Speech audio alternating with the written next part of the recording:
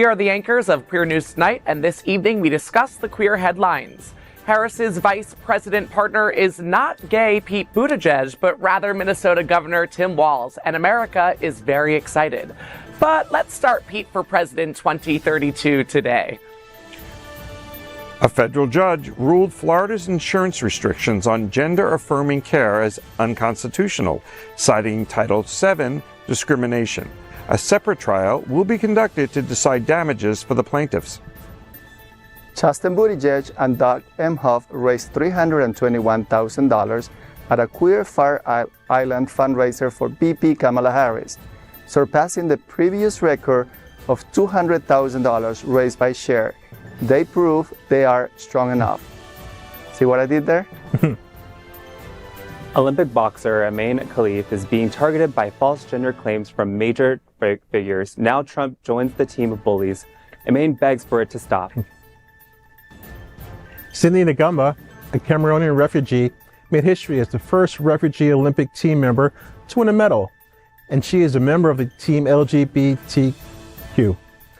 Good evening. Welcome to Queer News Tonight. This is the world's first and only LGBTQ+ daily evening television news, broadcasting live and available on demand on your favorite streaming channels. We are proud to announce that YouTube has recognized Queer News Tonight, certified by analytics company vidIQ, that we have had more than 9 million views. It is Tuesday, August 6, 2024. We are live and literally out of the closet and into the headlines. So many of your important stories we are going to tell this evening on Queer News Tonight.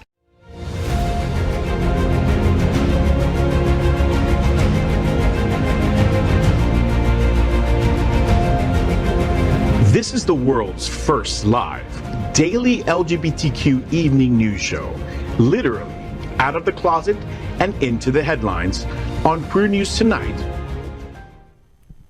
This is the world's first and only unedited live LGBTQ+ evening news shows. Whatever happens, unique in queer news, you will see it and hear it.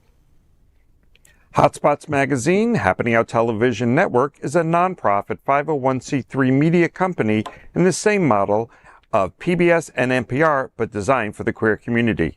Our mission is to support the 11 pillars of our LGBTQ+ community. We want to inform and educate the key issues of lesbian, trans, Latino, Black, healthcare, seniors, students, faith, social justice, business, and queer culture. Help us support our community. We are part of one of the largest LGBTQ+ nonprofit companies in America, Hotspots Magazine and Happening Out Television Network. In 2024, our magazine is celebrating 40 years of the LGBTQ+ experience. Our television news, talk, and entertainment show support our mission to educate the queer and broader community. Let's meet tonight's anchors at Queer News Tonight. Let's welcome Alfredo Olvera. Alfredo is an Ecuadorian-born immigrant living in Fort Lauderdale. He is a licensed real estate agent and serves as a state committee man for the Broward Democratic Party. He is also a delegate to the 2024 Democratic National Convention. Alfredo is the president of the Dolphin Democrats, one of America's largest LGBTQ+ political organizations. Welcome to the table, Alfredo. Thank you, Eric. I'm very happy to be here today. We are happy to have you. Let's welcome Glen Weinzimer. He owns our favorite Bona Italian restaurant in Wilton Manors. Glen is the founder of the Smart Ride, which raised over $16 million for the HIV/AIDS community. He is passionate about giving out the LGBTQ+ vote in this critical election year. Glen, it's always great to see you. Bona Italian is hosting Give Back Monday on August 12th to support the Gay Men's Chorus of South Florida. Tell me what's happening. I'm glad you asked. Every Monday night, Bona gives 10% of the house back to a local nonprofit that we as a community all care about. So it could be anything from the World AIDS Museum to DD Senior Dog Rescue. And next week will be the Gay Men's Chorus. And it's always fun and a filled house when we do that evening. So if you don't have plans for next Monday, please join us and make a difference in our community. And I mean, you could literally just go to Bona Monday through for every hour that it's open. It's but not delicious. Tuesday. Not Tuesday, because they're closed on Tuesday. I'm here. Every other day. I'll be there on Monday, though. Okay. Let's welcome Nico Cales. He is a passionate learner and leader. He loves connecting with people, exploring new places, and creating meaningful memories. Nico is currently pursuing an MBA in marketing. Welcome back to the table, Nico. you guys. I'm glad to be back and ready to talk about some important topics. Let's do it. Let's welcome back Will Haas. He serves as the president of the Bears of South Florida. They are the winner of Out in South Florida's Best Social Group in South Florida. Will is a seasoned bi-coastal real estate professional with experience in the Fort Lauderdale, Wilton Manors, and Naples, Marco Island locations. Will, the Bears of South Florida's Bear Pool Party is on August 10th at the Solstice at Wilton. Tell me what's happening. First of all, hello, Bears. We are the Bears of South Florida. We're actually having a pool party at the Solstice, and Bona's actually catering our pool party. Delicious. Lasagna. Yeah. So a pool, lasagna, and Bears. quite possibly And the bears. best community around, the Yep. Bears. Love it. And Solstice. And In Solstice. Solstice. And of course, this is tonight's lead anchor, Eric Restivo.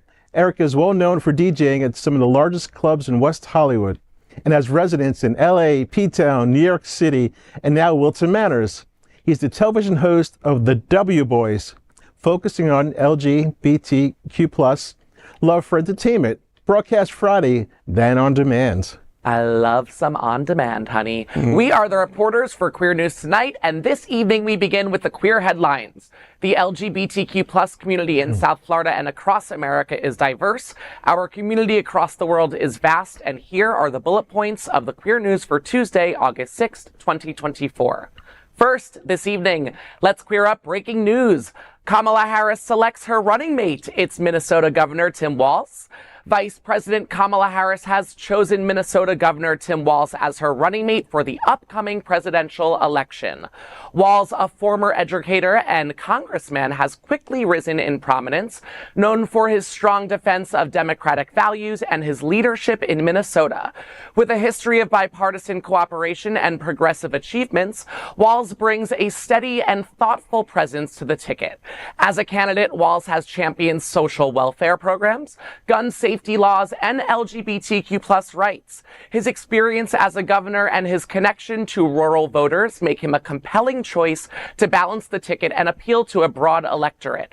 Walz's personal story about IVF resonates with many voters. He recently shared that he and his wife Gwen faced infertility challenges. Walz's selection also shows that both the Trump and Harris campaigns aimed at garnering support in the Midwest. Democrats are optimistic that Walz's Minnesota background will resonate with a broad range of voters in the region. Meanwhile, Republicans believe Ohio Senator J.D. Vance's upbringing, highlighted in his memoir, Hillbilly Elegy, could appeal to voters in blue states such as Michigan and Minnesota. Some Republicans are said to be surprised by this decision as they expected Harris to pick a more prominent figure. However, Democrats believe in Walz's solid track record and his appeal across different voter demographics. Gentlemen at the table, how are we feeling with this breaking news? I received it while I was on an airplane today, right before we landed in Fort Lauderdale. And although I had that slight disappointment that it wasn't Gay Pete, I was happy to hear about Tim because I knew about his background and what he's done for the state of Minnesota. How do we feel? I think it's a very exciting moment for America. She made the right pick, the perfect pick. It's a good team. We want to support them. I think it's awesome that they did some statistics earlier today on MSNBC and NPR, and they were talking about that it's the third happiest place to live in the U.S. Minnesota. Wow. He was a football coach. He's been a teacher. He's been in government. I think he's a great balance. I think that she did the right thing. As much as I would like Pete, I don't know that Pete having two, and I don't know phrases properly, two minority groups in the top two positions would have appealed across the country as much as she picked a safe, but somebody who's well-spoken. And last week when he started talking about how the J.D. Vance and Trump campaign were weird and it's gone viral, that whole thing, how he turned it around. And he said something today about if I'm the bad person, because I think that's how he was looked at by the Trumps. Yeah, right. Pictured as. Yeah. He's like, I'm happy to have fed, made sure that children don't go hungry in schools because they have the best, or he's initiated the food program. If I can allow women to have the right to choose, I'm a bad person. If I do all these things, and he says, so I'm happy to have the title as bad. So I think she made a great choice, and He's not a shrinking flower. You know, at this table, I agree with you. There are major hate groups that are spewing it right in the direction of both of them right now. There is this, I don't follow it, but on Instagram, there is, and I don't even know if I want to give it the platform, but there is this horrible group against groomers, they say, gays against groomers or something. I talk with my hand when I get nervous because I didn't want to even give this platform that name. But everything that they're saying is just focusing on the fact that he has, you know, turned the page for gender affirming care in Minnesota. And that is the only thing the Red are focusing on. They just want to target that. They think that's horrible. They think that's against, organized religion. I do not think any of that, but it's just wild that within the 6 hours that this announcement has been made, it's already going in that direction. Scares me a little bit, but I think that we're going to come. But they're the two. If there's any other candidates, they're the two people that can take that and turn it to their favor. Right. Just like she did with her laugh, and they tried to make that a thing. Right. And then the next thing you know, was out everywhere, and they owned it. That she's a happy person. Well, the Republican Party doesn't have anything that can stick right now. So anything they're gonna just throw at grasping them. at straws. Right. Yeah, they are. But the reality is like. The polls are shifting. They're shifting towards Kamala. They're in favor of Kamala Harris. And I think by the end of the convention in August, we will see a complete different result and America unified and united to elect the first Black woman president. Yeah. I think, well said. Before we move on, the enthusiasm, I really haven't felt that since Obama ran. I agree. It's good chemistry. I agree with you. And it's real chemistry. It's not forced. It's just they're naturally, and they're having fun already. They just started. But they're just, but the overall excitement is real throughout the country. And the amount of money that they raise in that short a period of time is remarkable. So anyway, next, let's corrupt trans rights. Trans defeats DeSantis as federal judge overturns Florida ban. It's almost like my teeth fell out just there. In a landmark decision, a federal judge has overturned Florida's restrictions on gender-affirming care for state employees, declaring the state's insurance program facially discriminatory. The ruling by Judge Mark Walker of the District Court for the Northern District of Florida in Tallahassee Division, found that the restrictions violated Title VII of the 1964 Civil Rights Act. The judge stated, quote, "Here the undisputed facts demonstrate that the challenged exclusions apply only to transgender members, as only transgender individuals would seek the gender-affirming treatment that is excluded from coverage. Here plaintiffs are seeking gender-affirming treatment for their gender dysphoria. Therefore, the challenged exclusions apply to them because they are transgender." According to Lange versus Houston County, Georgia, this amounts to a facially discriminatory employer action under Title VII. The ruling concerns the case Clare versus Florida Department of Management Services, which involved former and current transgender employees of Florida's government, including Jamie Clare, Catherine Lane, and Amir, and then I just lost my place, guys, so I don't even know where it is. If anyone wants to jump in there, go ahead. Oh, Amir, there he is, Amir Murphy. They were denied coverage for gender-affirming care under the state's insurance plan, represented by the ACLU of Florida, Southern Legal Counsel, and Legal Services of Greater Miami. The plaintiffs argued that the restrictions were deemed, quote, experimental, and had no medical or financial justification. The court will hold a separate trial to determine damages for the plaintiffs. It's what I'm loving about what's been coming out lately is that DeSantis keeps losing on these cases. He lost on on Don't Say Gay. Well, Don't Say Gay. And drag queens, that was the word I was looking for, drag. Yeah, the drag. The drag thing, and that got overturned, and he tried to take the liquor licenses away from the Hyatt down in Miami and stuff, and all of this is suddenly unfolding, unraveling on him, and it's nice to see that a lot of the things that he's tortured us here in Florida are starting to kind of go back at him. I agree. When they targeted that Hamburger Mary's, I think it was in, where was it, Tampa or Orlando. Yeah. It was, Orlando. and they didn't win. They pushed back, and they got a lot of pushback for pushing back, and it landed in their favor. So this is I love celebrating small wins like this for our community. His empire is falling apart. Little by little, all this craziness, people are realizing how crazy it is, and nobody's supporting it anymore. But it is also important to note that elections matter, right? So the Biden administration has done such a good job at packing the courts, all those vacancies with judges who are liberal, and we couldn't have done that if Biden was not the president right now. And we were heading in the wrong direction for quite some time. Yes, we were. And I also think it's just a reminder that if we fight for justice and we stand up for what we believe in, then we will finally push back on all like the stupid little DeSantis rules. So I'm excited to see where it goes. Absolutely. Yes. So next, let's queer up politics. Chasten Buttigieg and Doug Emhoff raised a record $321,000 for Harris at a Gay Fire Island fundraising. Chasten Buttigieg and Doug Emhoff raised an impressive $321,000 at a Fire Island fundraising for Vice President Kamala Harris this week. The event, held at a home of Marius Milan and In Kian Oi in the Pines area, surpassed the $200,000 raised by Cher in a 2016 Democratic fundraiser.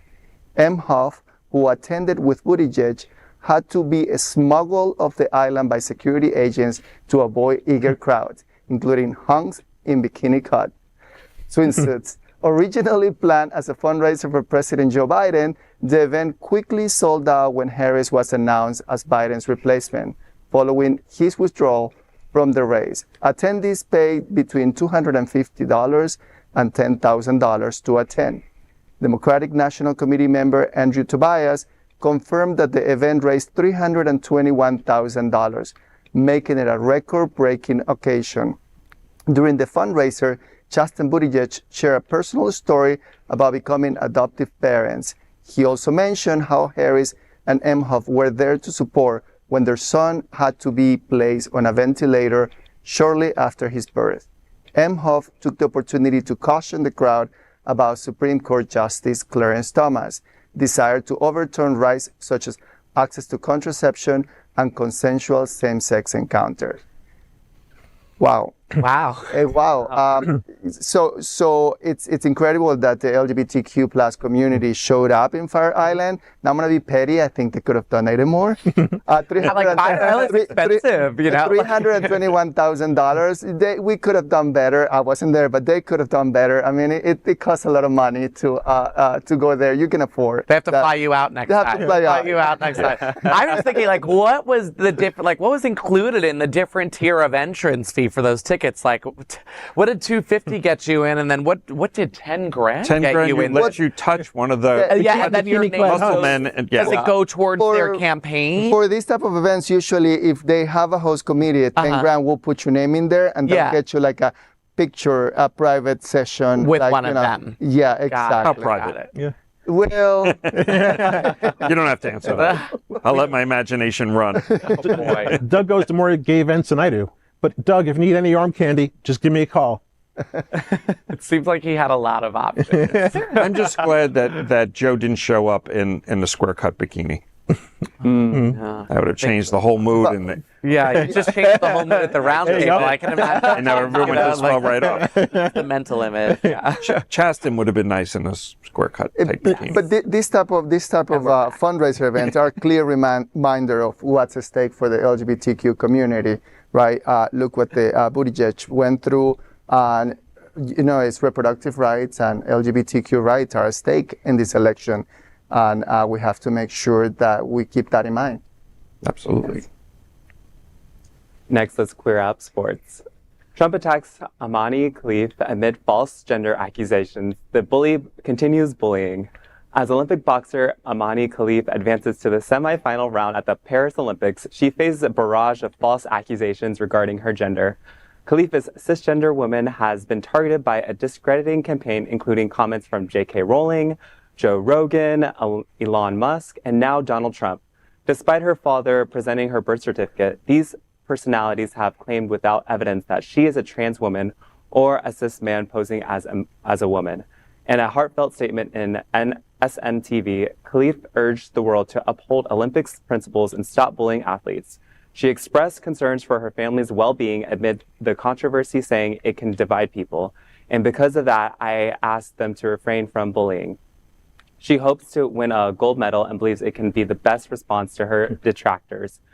However, the Republican candidate for the 2024 presidential election, Donald Trump, has decided to continue bullying.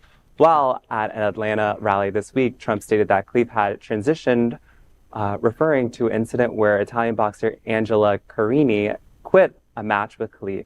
I used to use the barbells. I thought, now all you have to do is look at the boxers. This young girl from Italy, a champion boxer, she got hit so hard she didn't know what the hell hit her. It's a person that transitioned. He was a good male boxer. Yeah. He was a good male boxer. And she didn't even go down. He hit her with 2 jabs and she said, I'm out. How crazy is it? The weightlifters are great though, because... Carini, who later expressed sadness over the controversy, clarified that her decision was not a political statement. Olympic officials, on the other hand, confirmed that Khelif meets eligibility requirements, debunking every claim of ineligibility. So ignorance is bliss. I also feel like these public leaders need to really do their research and understand that there's things like Algeria, they have her birth certificate or her passport and birth certificate as a female. So countries like that, they don't necessarily like transgender citizens. I mean, this is not new for Donald Trump. He questioned Barack Obama's, roots, and the birth certificate was present in the room. I mean, you could put this woman's birth certificate, all the information in the world about her in front of him, and he will still just look up and say whatever the heck he wants. So it's horrible. And I just hope that people who have platforms that are much bigger than this one really start to speak up in the same way that people spoke up thinking that they knew anything about this athlete. We should be celebrating Khelif's talent. I mean, Right. She's Olympian and she's doing wonderful things. And, let's put her in a ring with Trump. The scary part is you take this and you look at what we even have here in the state with our governor, and you start attacking people in the LGBTQ community. And whether, in this case, she is a woman and, he's trying to claim that she's something else. The mental health portion of this and the suicide rates that we talk about and the Trevor Project and all those things, we as a community have to stand up and protect even someone like her, who is a woman who's being accused of not being a woman. And, what does that do? Does it do to another kid that is a female that is strong? We'll use it that way. You're going to accuse every kid. And what do they do? And how do they handle it? Because they're not set up for that. Here she's in the world stage and, she's begging the world to stop or the attackers to stop. Right. It's a body shaming and it's dangerous. Mm-hmm. It's very dangerous because you're sending a message that if you look like her, you could be a transgender person. And transgender, black, especially black transgender, and transgender women of color are most likely to be murdered within the LGBTQ community. Next, let's queer up worldview. Lesbian Cindy Ngamba makes history for the first refugee Olympic medalists. Cameroonian refugee Cindy Ngamba has made history as the first refugee Olympic team member to win a medal. Ngamba, based in the UK, secured guaranteed bronze by defeating France's Davina Michel in the 75 kilogram semifinals this week. Ngamba expressed her feelings, saying, "It means the world to be the first ever refugee to win a medal. I'm a human, just like any other refugee, and all athletes around the world." The refugee Olympic team was established in 2016, allows athletes displaced from their home countries to compete. Ngamba, who was the team's first flag bearer during the opening ceremony in Paris, moved to the United Kingdom at 10, but could not compete for Team Great Britain due to her not having a British passport. Being gay, she can't return to Cameroon as homosexuality is a crime in that country. The Ngamba hopes her achievements inspire others. She said, "To all refugees around the world, keep believing." And that's so true. I mean, she's make a success story, her personal story. I read so much about it. It's really sad, but she's achieving this greatness. We should all be proud of her. And one thing someone said to me a long time ago is, you need just one person to believe in you to be a success. So believe in yourself, and that's what this person is doing. It is amazing. Also, it's kudos for the Olympic Association that they can have a team of refugees, and not necessarily political refugees, but give a space to these folks who are have talents, but they have no country to compete for. Mm-hmm. And her win is also just a victory, and it's a beam of hope for every refugee story out there. So it's an incredible within the Olympics and seeing that. I was just going to tag onto that. I was literally just going to say it's a small win that I hope that we see much more of. This time next year, I hope we're talking about more than just one person.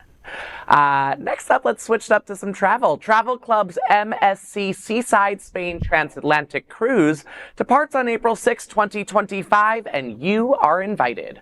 Hotspots Happening Out Nonprofit Travel Club presents an exciting 19-day MSC Seaside, Spain Transatlantic cruise departing on April 6, 2025. This journey supports the club's 501c3 nonprofit initiatives, including this news show right here, and features free transfers from over 20 Florida cities to Miami Pier. Broward and Miami-Dade residents also enjoy free home pickups. The itinerary sails from Miami and visits St. Martin, Antigua, Barbados, Madeira, Lisbon, Valencia, and then a 3-day stay in Barcelona with all transfers and comprehensive sightseeing. An optional 4-day post tour to Madrid is available for $399.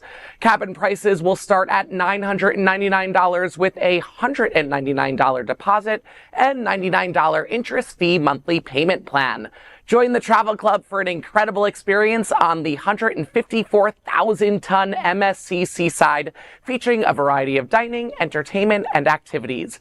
Reserve your spot now and support a meaningful cause. More information at happeningout.travel.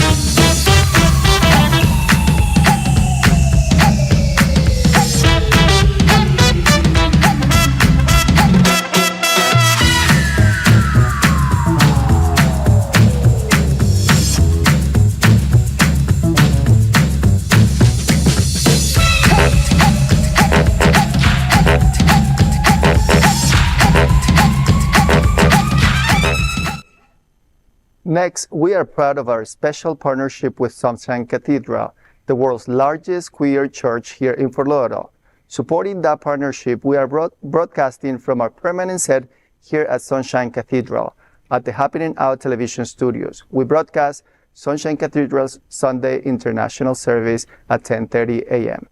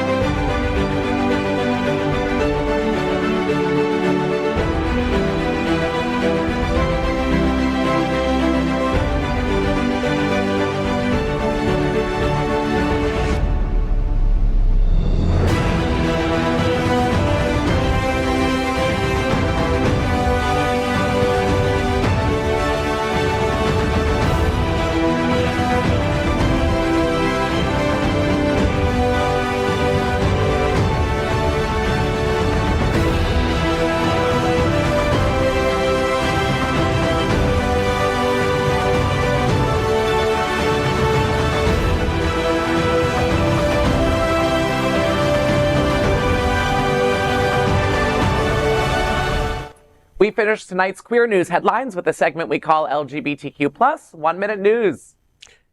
LGBTQ plus 1 minute news. Let's queer up sports. This is going to be a good one. Pole vaulter advised call a drag queen to learn how to tuck. French pole vaulter Anthony Amarati missed out on the Paris 2024 Olympics after his bulge dislodged the bar during qualifiers. Amarati's mishap left him in 15th place, and number 1 in my book. Reacting to the incident, Twitter users posted some pretty racy reactions. However, a post by tennis legend Serena Williams' former coach Renee Stubbs stood out. It said, quote, seriously, when your sport is all about getting your body over a bar and it's a matter of millimeters, my man, call a drag queen, she'll teach you how to tuck it. This is unbelievable, end quote.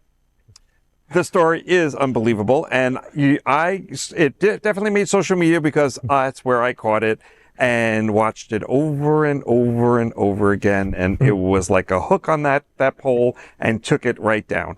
And I think he will be known for more than just Olympic in his future. Once again, size matters. It's quite a treat. And I also love seeing the communities, the pole vault and the drag queen communities come together to find a resolution. For tucking. We've got a fix. It's in our back pocket. Yeah, I just had like a snapshot of a few of those photos that we just showed on the plane, and it didn't have Wi-Fi, so it was just that over and over for the whole. But you were still captivated. I was captivated. I had it on the slideshow. Yes. Okay, LGBTQ plus 1 minute news. Let's queer up sports. Simone Biles claps back at Trump, says, I love my black job. Olympic gymnast Simone Biles took a subtle jab at former President Donald Trump in a Twitter post. The 27-year-old, who won 2 gold medals in Paris, responded to a tweet by singer Ricky Davila, celebrating her accomplishments. Davila wrote, Simone Biles being the GOAT, winning gold medals and dominating gymnastics in her black job. Biles replied, I love my black job, adding a black heart emoji. The post seemingly references Trump's controversial remarks during a June debate. Biles also faced criticism from Senator J.D. Vance for her decision to withdraw from the Tokyo Olympics for mental health reasons. He repeatedly made the point that mental health claims for failure are not a reason to celebrate. Many social media users defend Biles against Vance. Wow. Anybody shocked? Not shocked, but mental health is a main thing. And if you are not there for yourself, how can you be there for others? That's all I'm saying. LGBTQ plus 1 minute news. Let's queer up entertainment. Max unveils slate of shows for remaining 2024 and upcoming 2025 season with some must-watch queer projects. Max has just released a trailer of their upcoming shows for the latter half of 2024 and into 2025. The lineup includes exciting new queer seasons and fresh content. Notable LGBTQ plus projects to watch for include The Last of Us, Season 2, and Just Like That, Season 3, A Night of the Seven Kingdoms, The White Lotus, Season 3, Dune Prophecy, The Sex Lives of College Girls, Season 3, Harley Quinn, Season 5, Industry, Season 3, The Penguin, and The Franchise. Well, it looks like I am expanding my streaming service platform to Max as well. Just add it on to everything else that's up there. White Lotus, I can't wait for it to come back. I want to see what they can pull off on Season 3. I'm excited about The Last of Us. That should be a good one. Drama. The drama. Yes. The action. Oh, and everyone loves Renee Rapp from the Sex Lives of College Girls because they play like the one of the girls late in her character. She plays just like a queer lesbian character, and everyone was like, "Oh my god, I feel the inspo when I'm watching her." So yeah, I'm excited for season 3 to come. LGBTQ plus 1 minute news. Let's queer up entertainment. Lady Gaga reveals Poker Face has hidden gay meaning. Lady Gaga has finally revealed the hidden gay meaning behind her hit song Poker Face during her jazz and piano residency in Las Vegas. Before performing, she teased, "I bet you didn't know this song was about having sex with men and thinking about women. Now that's my kind of poker face," end quote, to enthusiastically applause. Lately, Lady Gaga has not only been hinting at queer meanings in her songs, but she has also performed at the Paris 2024 Olympics opening ceremony, which was directed by a gay person and featured many inclusive and diverse performances. You know, I always loved Lady Gaga, and just like her songs just have like levels to it. I'm obsessed with Lady Gaga, but I'm calling her bluff on this because Poker Face was about a whole. I've seen the video, honey. Okay, you could have put that in there. I love her, but I think she was at the piano and she had a second glass of Sauvignon Blanc. And she's like, yeah. She's getting ready for a comeback, and she wanted to rope you back. Yeah, she knows that the gay community is going to be supporting her. Yeah, right. I'm with you. You're with me on that one, Yeah. right? Did you see her on the Olympics? The performance was amazing. I loved the opening. Yes, I thought she was incredible. Oh yes. I was there for Celine Dion, but yes, I loved Lady Gaga. Yes. Next, LGBTQ plus 1 minute news. Let's queer up sports. An explosion of Olympian same-sex kiss is going on. Australian climber Campbell Harrison kissed his boyfriend, Chasten, in an open defiance of homophobic trolls after he failed to qualify for the men's boulder and lead competition final in Paris. Finishing 19th with a score of 9.4, Harrison slated, "Qualifying was so hard and getting through everything was really hard and tough. It was just not my day." The kiss held special significance as Harrison faced intense homophobic abuse since qualifying for the Olympic Games. Queer News Tonight has continued to report that Paris may turn out to be the queerest games in history. I will have to agree with that one, the queerest games in history. And, you kiss your partner, you have a bad day of something, your partner's there to support you, whether it's a male or female, husband and wife. That's what we should be celebrating, that someone's there to help them out. We need more people who are being viewed like that on many different TVs and iPads and iPhones and droids or whatever, kissing more of it. We need to normalize that much more. Normalize was the key word there. Yes. I agree with you 100%. Yes. It is about normalizing that behavior. 2024. Right. But around the world, it's still 1800 in many places. And so introducing, depending on what country you're coming from, you can come home and get killed for that. Or what state in America. Or, yes. Thanks for bringing it home for us. We don't have to travel that far. 4 hours up north. No. Too soon. That is today's news for the LGBTQ plus community on the world's first and only daily LGBTQ plus community evening news show. If our community is important to you, share this news with your friends and family.